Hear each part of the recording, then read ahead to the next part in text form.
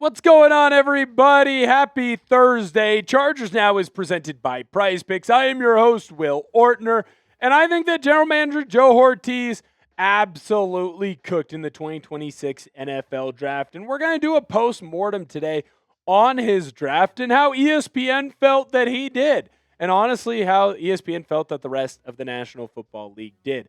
I thought that Hortiz really struggled during NFL free agency. And so to me, the fact that he went out and dominated the draft the way that he did, it just means that at this point, you got to feel pretty damn good about where this Chargers team is set up and where this Chargers team is going to be. If you agree with me that Joe Hortiz absolutely cooked in the 2026 NFL Draft, make sure that you like today's video. Hit that thumbs up button. It shows some good vibes, but also it shows us that, well, you agree with me and my Chargers opinions.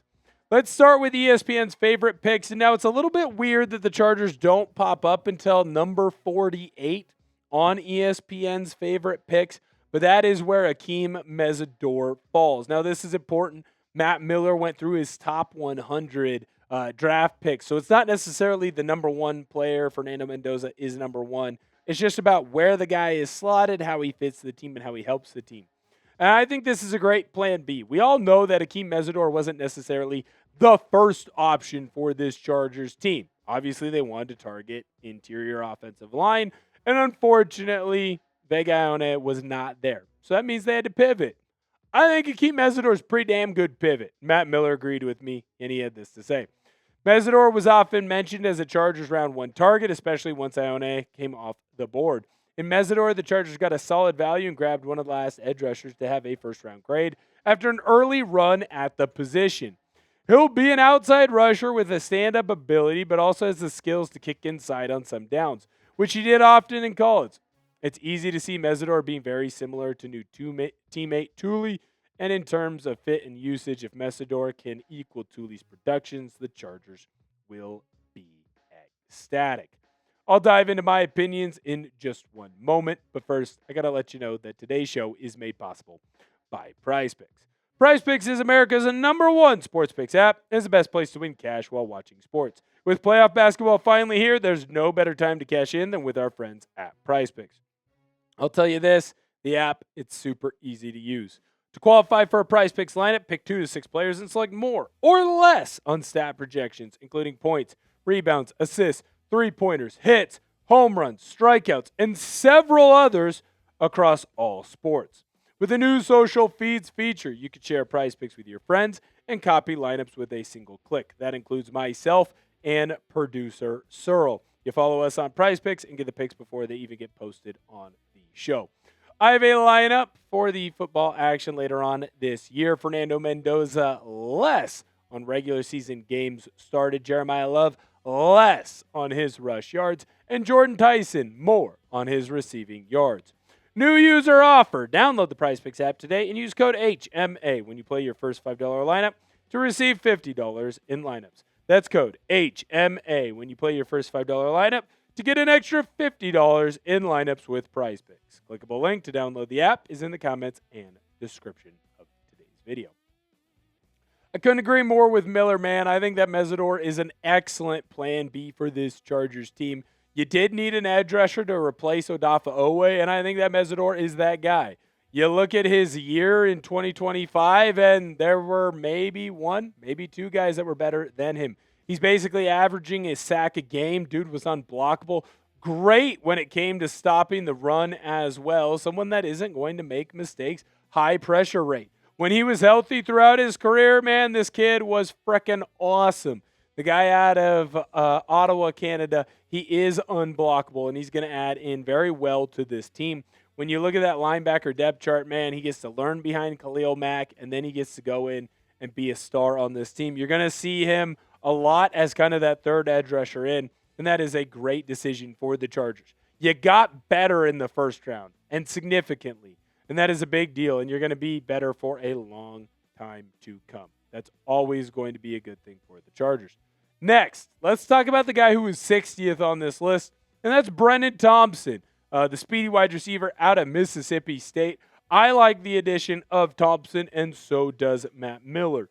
The Chargers are getting a talented wide receiving core, gets a deep threat in Thompson with a 4.26 40. Thompson was the fastest offensive player at the combine. That speed showed during his Mississippi State career as he led the SEC in receiving yards last season. You can look at his total stat line. I mean, this kid was awesome. One of the few bright spots for Mississippi State. Big deal. Super fast. Definitely going to add into this roster. Why Thompson works with the Chargers? There's no one faster. And at the end of the day, speed kills. And when speed kills, there's no one that's going to be able to stop you because at some point, you just run out of being able to be fast enough to keep up with other people. He's also a great system fit, in my opinion. Who does well at wide receiver in a Mike McDaniel offense? Smaller, faster, speedier receivers. I think that Thompson is a great addition to this crew. He adds into this wide receiver depth chart. I think you're going to see him play a lot. You're going to see a lot of bubble screens, a lot of tunnel screens to Thompson, and he only fits in very, very well with the Chargers. Do you like the Thompson pick for the Chargers? Let me know down below in the comment section, yes or no. Very interested in hearing what you have to say. I expect to hear a whole lot of yeses on that one. Let's talk about Travis Burke next, because the Memphis offensive tackle is interesting here. I don't think that a lot of people expected the Chargers to go with a tackle in this draft, but I think the drafting of Burke is actually maybe the sneaky smartest move that the Chargers have made. Why do I think that? Because you finally have a viable backup option to Alt and to Slater, two guys that have had injuries in their careers. Here's what Miller had to say on Burke. Burke started 30 games at left tackle and 16 at right tackle in college, making him the ideal swing tackle prospect. If he can hold down the third tackle position as a fourth-round pick, it'll be a win for the Chargers given the history of injuries to starting left tackle Rashawn Slater. I think that finally the Chargers have a good backup plan. Originally it was, well, I hope that Slater and Alt stay healthy. And then if they didn't, the team was kind of effed. You know what I mean? And at this point, it feels like when you look at that depth chart, there's a viable option there. And it's a little bit of a better version than just having Pipkins. I think that Burke is long, he's strong, he's mean. He's going to be able to bounce around to a couple of different spots and really help this team and help push this team forward. That is a good thing for the Chargers. Let's talk about Genesis Smith next, because I really like the Arizona safety. He comes in at number 82 on the top 100 picks from the NFL draft. And here's what Matt Miller had to say on him. Safety was one of the top needs for the Chargers this offseason, and Smith was one of my favorite late day 2 targets. He ended up falling to day 3 with great size at 6'2" and 200 pounds. Smith didn't post stellar 40 times in the pre-draft workouts, but he's an instinctive playmaker who can patrol deep and use his power to drive ball carriers and middle of the field receivers. Chargers had to get younger in that safety room. Look, I've been telling it for a while. I like Tony Jefferson. Tony Jefferson's got another year or 2 left. We've already seen him retire once. So when I look at a guy like Genesis Smith, let's let him learn from Tony Jefferson. Let's let him learn from Elijah Molden, 2 guys who've been in the National Football League for quite some time, and then he can come in and potentially take over for that role. I like the Smith pickup, and I think that's great. Last but certainly not least, let's talk about Logan Taylor. He came in at number 95.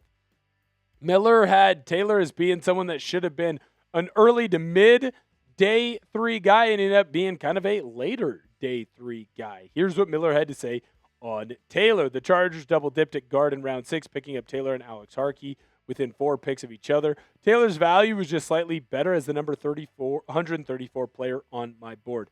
Picking up a versatile lineman who started 25 games at left tackle and 11 at left guard, 8 at right guard, and 2 at right tackle late on day 3 is how you secure value depth. This is a guy who can play a multitude of positions now. It's going to take him a little bit of time to kind of build up to being a player for this team, and I think there's a world where potentially a couple years down the line, maybe Slaughter is in at center.